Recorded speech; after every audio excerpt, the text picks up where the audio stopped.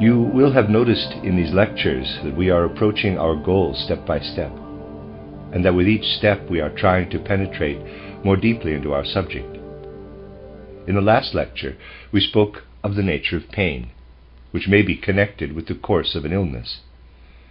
We also pointed out how in other cases an illness may run its course, at least in a certain sense, without being accompanied by pain. We must now consider the nature of pain in somewhat more detail. We must keep before us the fact that pain may become apparent side by side with illness. In our last discussion, we already concluded that we may not look upon disease and pain as inseparable. We must be aware that if pain is connected with an illness, there must be something more at stake than mere illness. We have pointed out that the process taking place during the transition from one incarnation to another, whereby events of earlier incarnations are transformed into causes of illness, is influenced on the one hand by the luciferic principle, and on the other by the Ahrimanic principle. How do we lay the foundation of illnesses? Why do we acquire a predisposition for illness? What induces us, between death and a new birth, to prepare forces which will manifest as illness in our next life? We are impelled to this when we see our own weakness in the face of the temptations of Lucifer on the one hand, and those of Ahriman on the other. All our greed, egotism, ambition, pride, vanity, all qualities connected with a sort of inflation of our ego, with the desire to be in the limelight, all this is the result of luciferic temptations.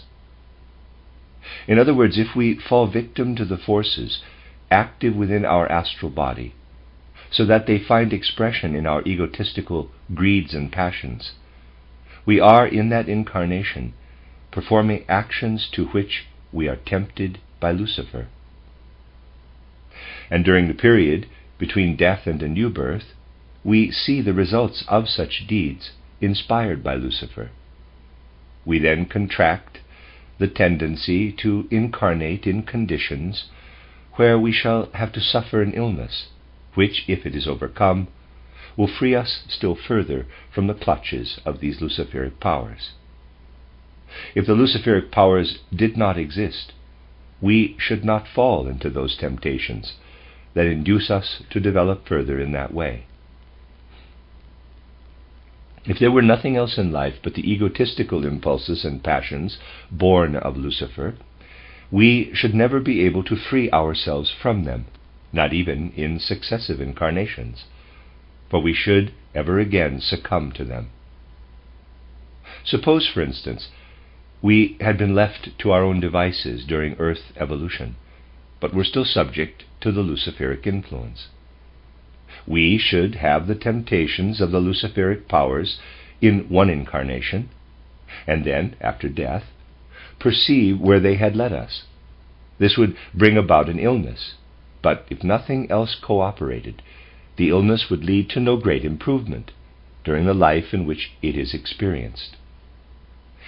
It leads to an improvement only because other powers, whom Lucifer opposes, add something to the whole process. In other words, when we succumb to the luciferic powers, the powers whom Lucifer opposes immediately intervene to try and build up an opposing force by which the luciferic influence can actually be driven out of us. And these powers, whom the luciferic powers oppose, add the sensation of pain to the process caused by Lucifer's influence. So we have to view pain as something which the benevolent powers give us in order that the pain we suffer may wrest us away from the bad powers and help us not to succumb to them again. If the disease process which results from succumbing to the luciferic powers was not accompanied by pain, we would simply conclude it's not so bad after all to yield to the influence of Lucifer. and there would be nothing within us that could make us apply our forces to escape from the luciferic powers. Pain, which is the astral body's consciousness in a wrong waking state, is also that which can help us not to fall prey again to the luciferic powers in that realm where we have already succumbed. In this way, pain serves to educate us in relation to luciferic temptations. Now please don't object, quote, "How can we be educated by pain when all we do is feel it, without becoming aware of its beneficial powers?" Close quote. It is only our capital I consciousness which prevents us from attaining such awareness.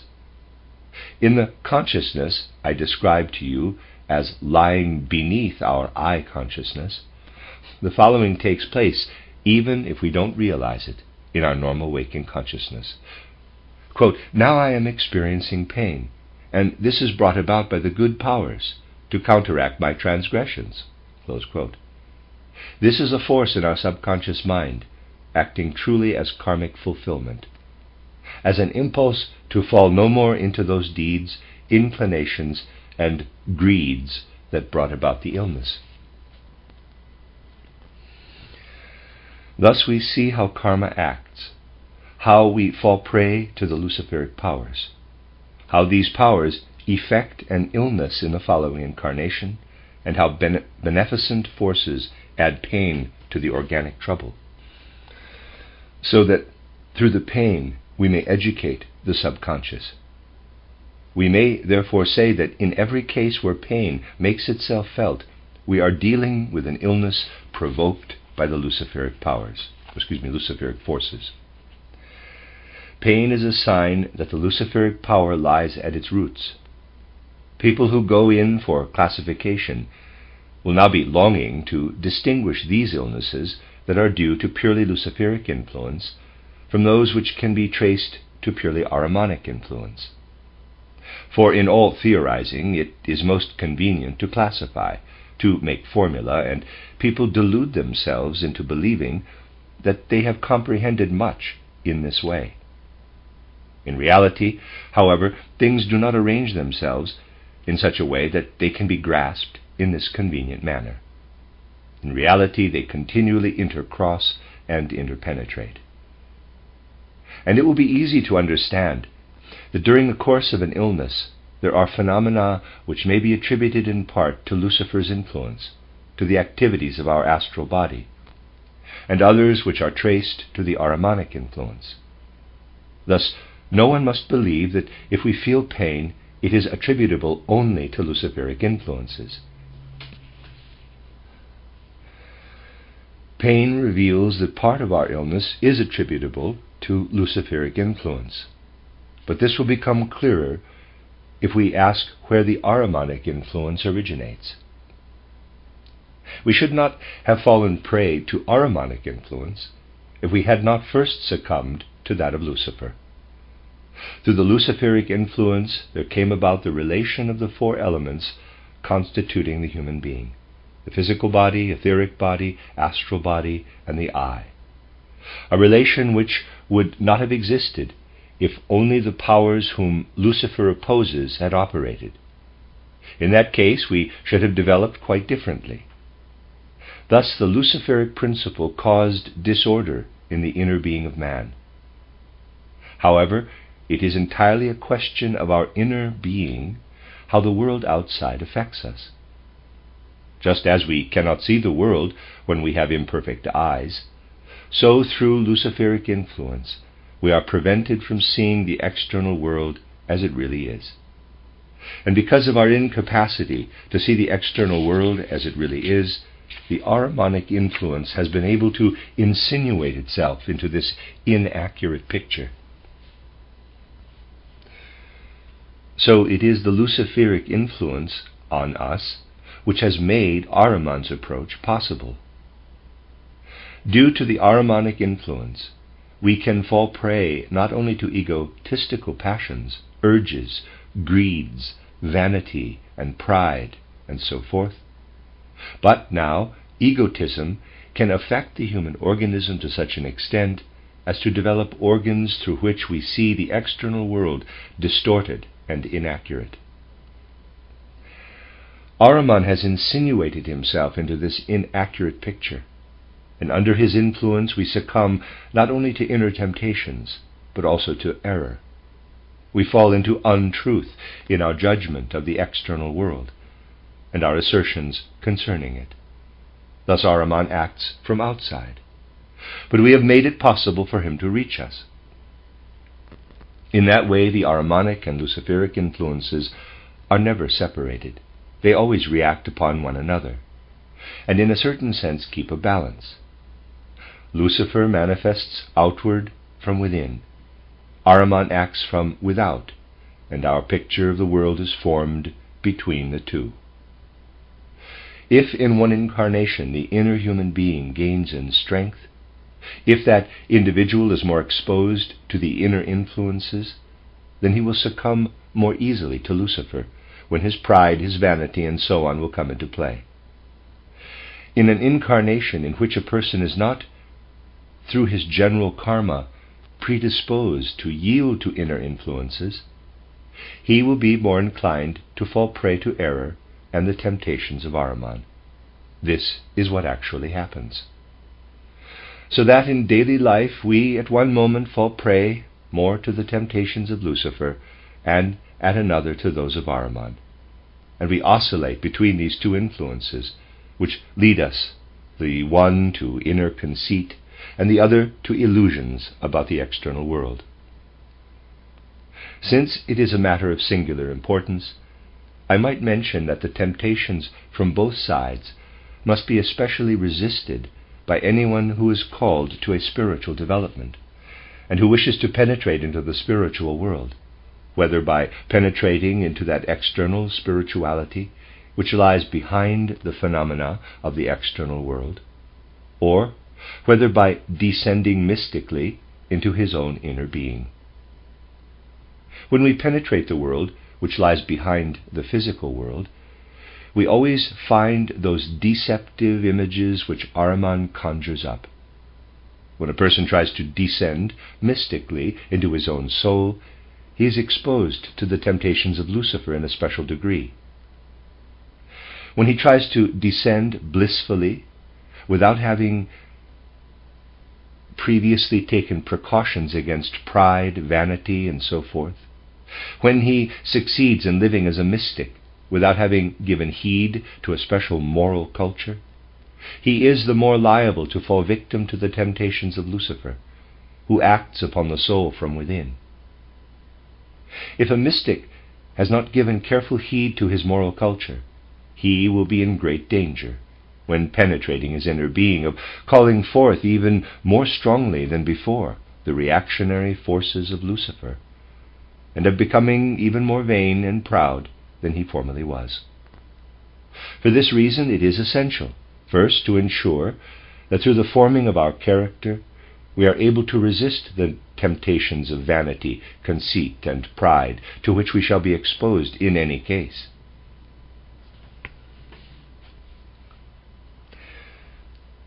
We can never do enough toward the acquisition of such qualities as lead to modesty and humility. This is essential for that aspect of our development which we call mystic. On the other hand, it is necessary to defend ourselves against the delusions of Ahriman when we attempt to reach the spiritual origin of things by following the path which leads behind the phenomena of the external world. If we do not form a strong and steadfast character, which enables us to fortify ourselves to acquire a strong inner life, it may well happen that just at the moment when we are succeeding in going out into the spiritual world, we fall into the clutches of Ahriman, who will beguile us by illusion upon illusion, hallucination upon hallucination. I have often found that people take what I say a bit too literally, because I often emphasize how important it is that any form of spiritual development aimed at penetrating the sense-perceptible world must be undertaken in full consciousness, It happens again and again that people bring along some somnambulist individuals who assure me that they really do perceive the spiritual world and in full consciousness. The only thing that can be done is to assure them that it would be far better for them and far wiser if they did not have this full consciousness. For people are mistaken as to the nature of this, in quotes, consciousness, which is merely an image or astral consciousness. If these people were not conscious in a lower degree, they would not perceive anything. And what matters is that we should, on entering the spiritual world, maintain the integrity of our I consciousness. With the I consciousness, however, is linked our power of judgment and our faculty for acute discrimination. This is what is lacking regarding the forms which they see in the spiritual world.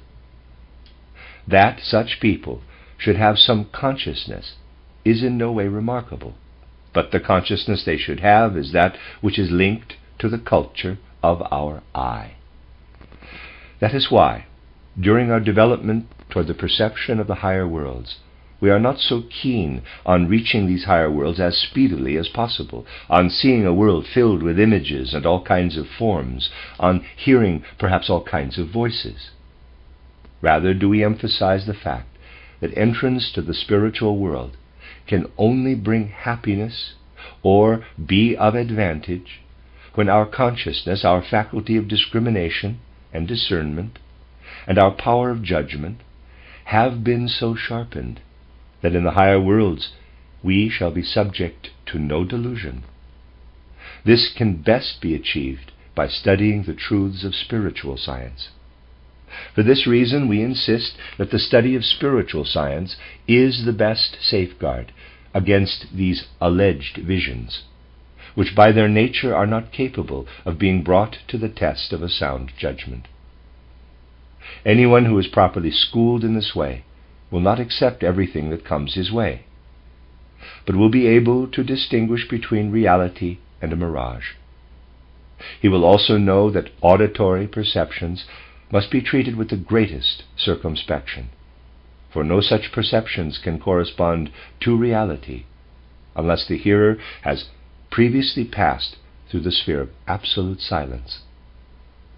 Anyone who has not first experienced the absolute silence and calm of the spiritual world may be certain that what he perceives are delusions, even though what they convey to him seems most portentous. Only people who have taken the pains to fortify their judgment through their very efforts at understanding the higher worlds will be protected from such delusions. The means offered by science are insufficient.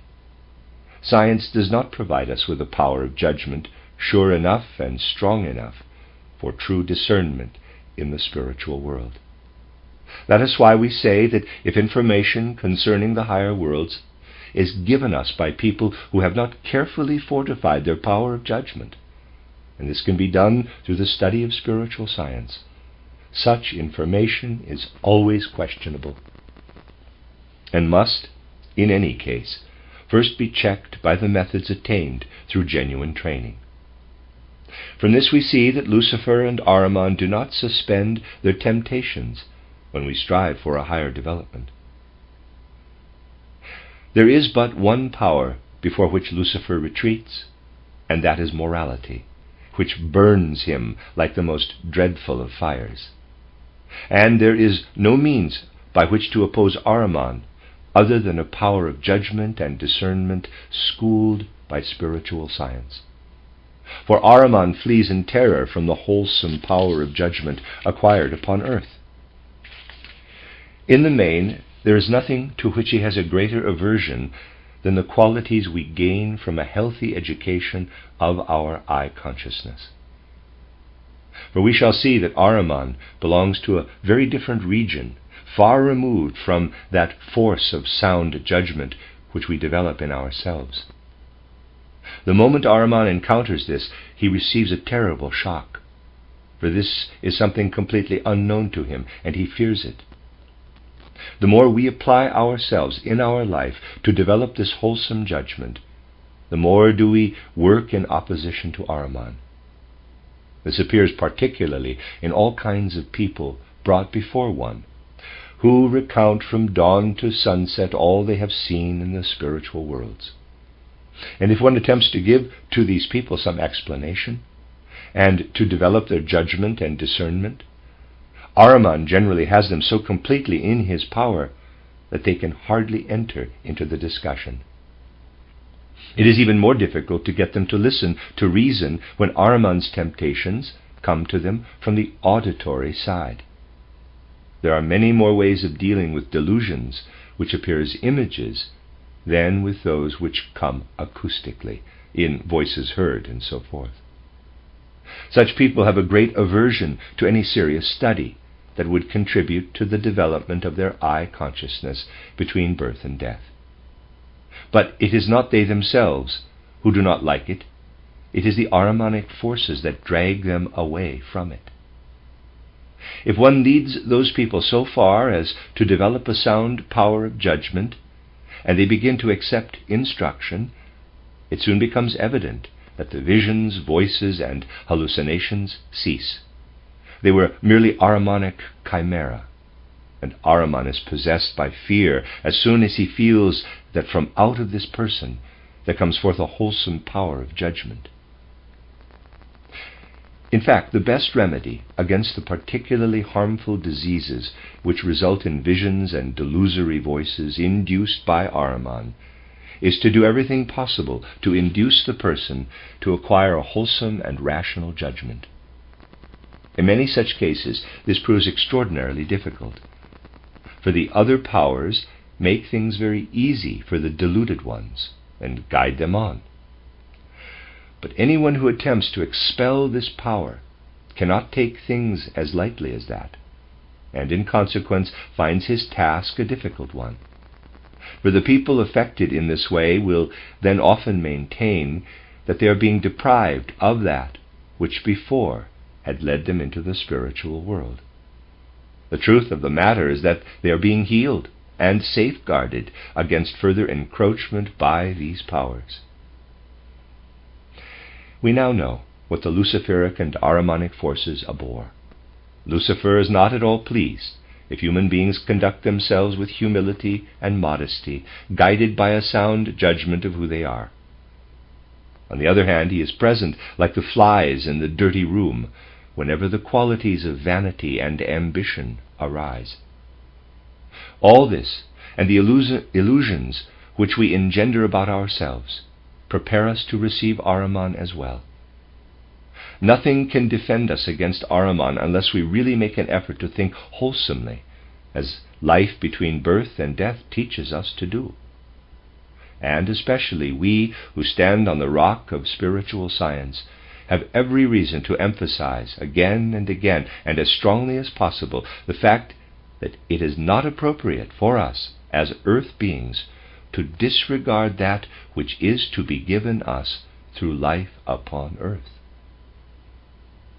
People who disdain the acquisition of a wholesome judgment and power of discrimination, and who aspire to a spiritual world without making this effort, are really trying to shun earth life.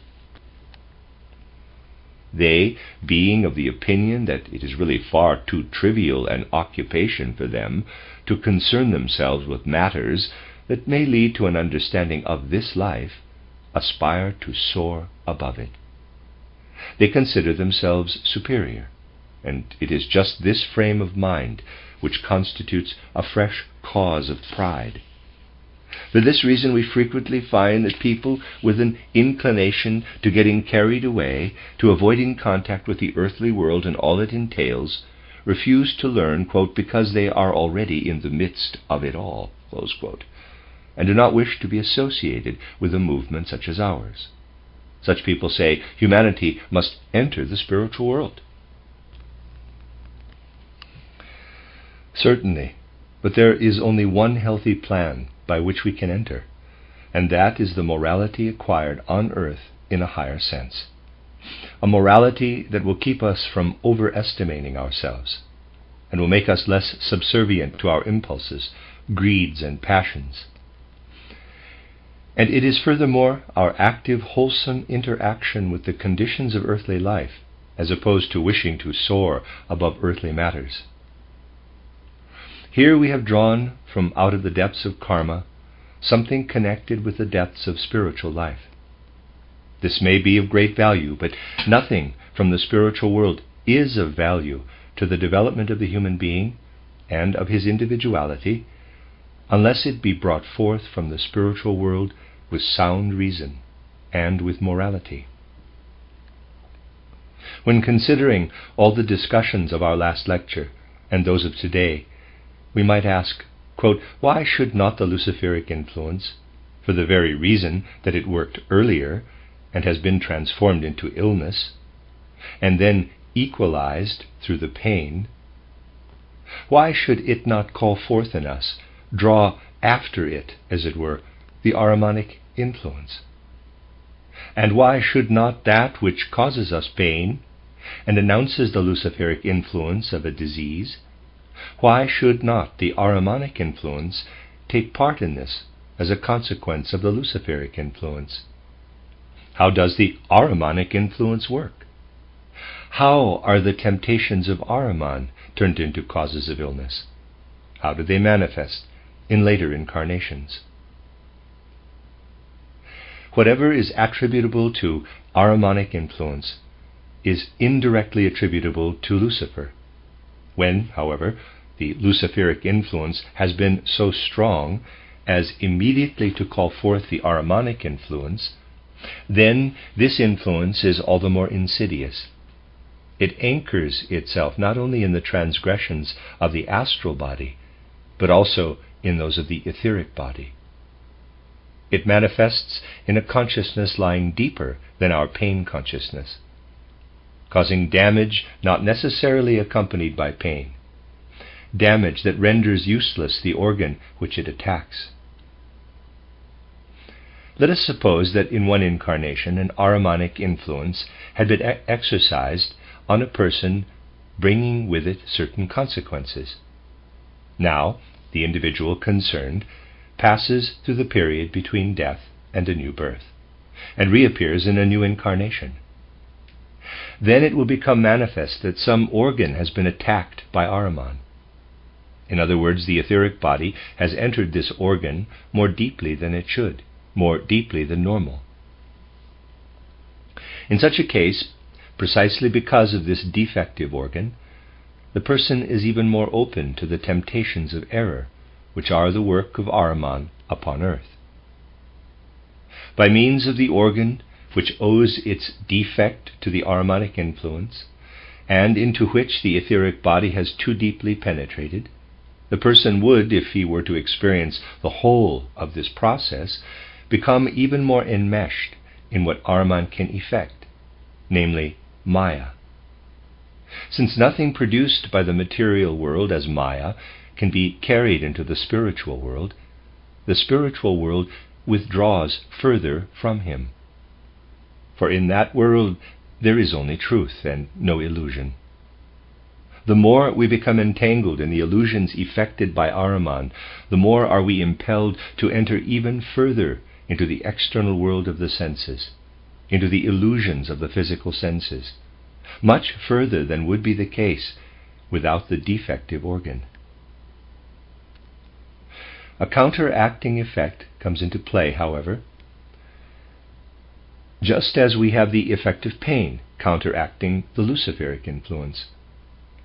This means that at the very moment when there is a risk of our being linked too closely with the physical world of the senses, and of our losing the forces which could lead us up into the spiritual world, the organ is destroyed.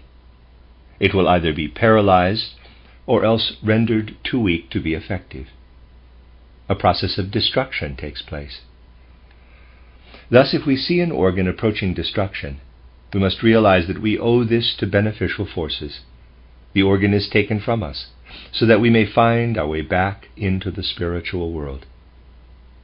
When there is no other way, certain forces do in fact destroy our organs or weaken them, so that we may not become too greatly entangled in illusion.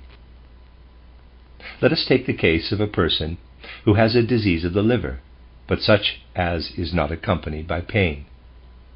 We are here dealing with the effect of a preceding Ahrimanic influence, which has resulted in this disorder in the liver. If this organ had not been taken from him, the forces connected with a deeper penetration by the etheric body would have led him too far into Maya. Sagas and myths have always known of the deepest wisdom and have expressed it. Of this, the liver is a very good example. It is an organ most eminently suited to drive us into the physical, illusory world, and at the same time, the liver is the organ which binds us to the earth. This truth is connected with the fact that precisely that being who, according to the legend, gave us the force to guide us into earthly life and work effectively on earth, namely Prometheus, should have his liver gnawed by a vulture. A vulture gnaws at his liver, not because this would cause Prometheus any severe pain, for in that case the legend would not correspond with the actual facts. However, legends and myths invariably correspond with physiological facts. The vulture gnaws at the liver because it does not hurt, because the point was to show that Prometheus was bringing something to humanity through which human beings could become more deeply enmeshed in Ahrimanic illusion, if it were not for the possibility of compensation. Occult records are always in accord with the truths which we make known in spiritual science. I have shown you today, by a simple analysis of facts, that it is the beneficial powers which bring pain to us to react against the influence of Lucifer. Let us compare this with the records of the Old Testament.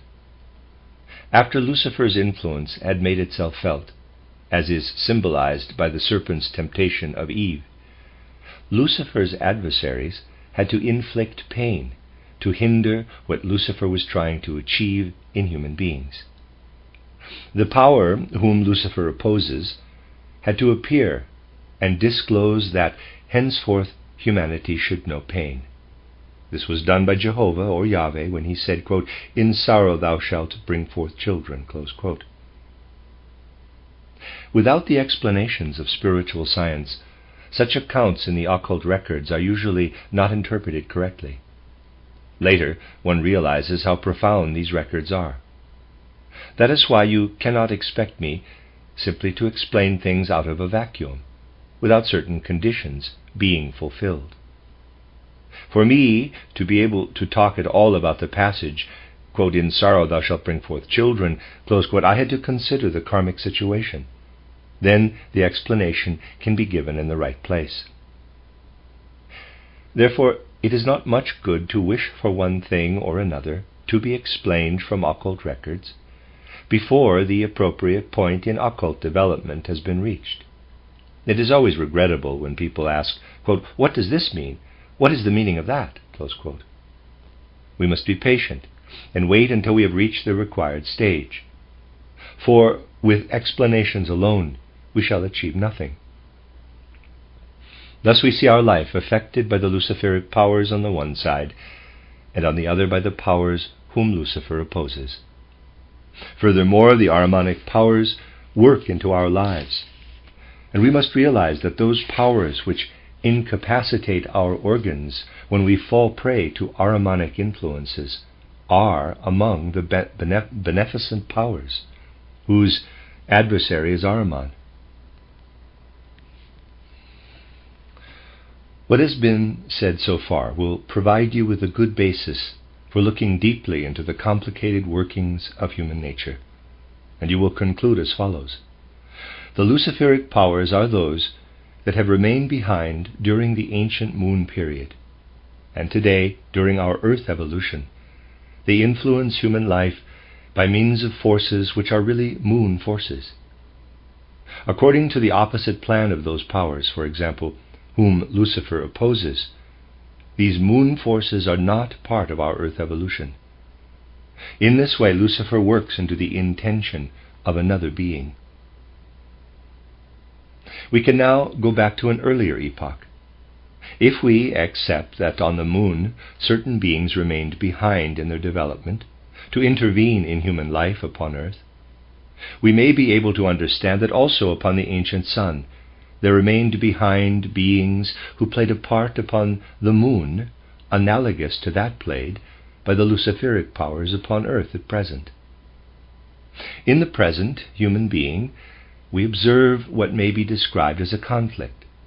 The conflict between the luciferic powers, which penetrate into our astral body, and those powers which affect us only through our earthly achievement.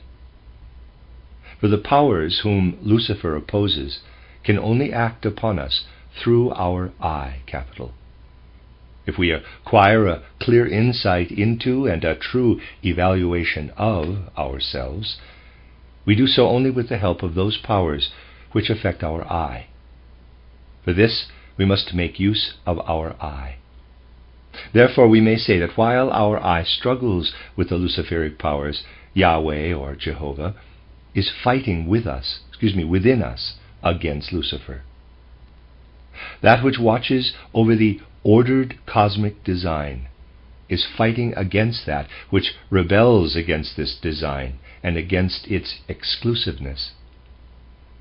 Our innermost being stands in the midst of this strife between Lucifer and other beings. We ourselves are the battlefield of this struggle, and the fact that we are the battlefield in this fight draws us into karma, but only indirectly, through the fact that this battle is fought against Lucifer. If, on the contrary, we turn our gaze outward, we are attracted by the influence of the Ahrimanic powers. Something is enacted that comes from outside, and here Ahriman enters within us. We know that the ancient moon was inhabited by beings who passed through their human stage at that time, as we are now passing through it in the course of Earth evolution. In title Cosmic Memory and title Occult Science, these beings are referred to as angels, angeloi, and Dionis. The name does not matter. Within these beings, a battle similar to the luciferic battle within our own souls took place, a battle provoked by those beings who had remained behind upon the sun. This battle upon the moon is in no way concerned with our inner I, for on the moon we did not yet possess our I. It is not concerned with anything in which our I takes part. Upon the moon it took place, quote, within the bosom of the angels, close quote. So, these beings developed in a way which was possible only through the influence of the other beings who had stayed behind during the sun evolution. These beings who played the same part with regard to the angeloi as the luciferic beings play with regard to ourselves today were the Ahrimanic beings, which during the whole of the sun evolution remained behind, as the luciferic beings did during the moon evolution. That is why we can only indirectly encounter these beings. It was Ahriman who, as it were, acted as tempter within the breast of the angeloi, and he was active within them. Because of him, the angeloi had become what they then became, and they have carried over with them what they acquired through Ahriman, as well as what they acquired in positive terms. One of our positive gains from Lucifer is our ability to distinguish between good and evil, the free faculty of discrimination, and our free will. All this we may attain only through Lucifer. The angels, however, have carried over into the earth the fruits of their struggle with the Ahrimanic powers, and this has fitted them for their present task as spiritual beings which surround us. Our inner I is not concerned with, and takes no part in what these beings then experienced, nor in the effects of their experiences. We shall see, however, that we receive such experiences indirectly, because the Ahrimanic influence acts upon us. Through Ahriman, therefore, these beings have attained certain results caused during their moon existence, and these results are introduced into our Earth existence. Let us try to trace in our Earth existence the effect of the Ahrimanic battle of that time. If that Ahrimanic battle had not taken place on the ancient moon, these beings could not bring into our Earth existence that which once formed part of the ancient moon existence. For that would have ceased to exist after the ancient moon had perished. Through the Ahrimanic influence, the angels became entangled in the moon existence, just as we, through the luciferic influence, become entangled in Earth existence. They received in their innermost nature something of the moon element and transported it into our Earth existence. Because of this, they are in a position to raise up the forces which will prevent our Earth from succumbing entirely to the luciferic influence.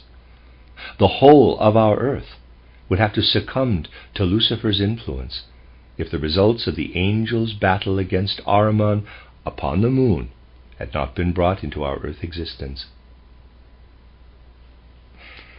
What then are the proceedings in the existence of the Earth which we describe as normal? When our present solar system organized itself in accordance with the goal of our Earth, that which we see as the regular movements of the Earth and of the planets began, and brought it about that we have night and day, that the seasons of the year succeed each other in regular succession, that we have sunshine and rain, that our fruits ripen in the fields, and so on. Those are conditions which repeat themselves over and over again, according to the rhythm of the cosmos, which shaped itself for the present existence after the moon existence descended into the twilight. But within the Earth existence, Lucifer works, and we shall see that he works a good deal more than merely in the domain outlined so far in the human being, which he nevertheless has made his most important domain.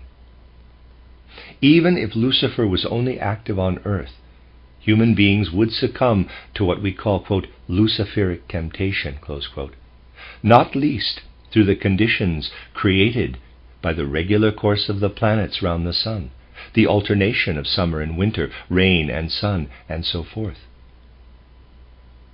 If we were subject to everything that emanates from the order of the cosmos, everything generated by the regular rhythmical movements of the solar system, if only those laws appropriate to our present-day cosmos prevailed, we would be bound to succumb to Lucifer's influence, bound to develop a preference for the easy life over that which we are supposed to attain for our cosmic salvation. We would be bound to prefer the straight and regular course to a path of personal striving. That is why counterforces had to be created. Forces were created by certain processes intervening in the regular cosmic processes of our Earth existence. These were most beneficial and normal for the ancient moon.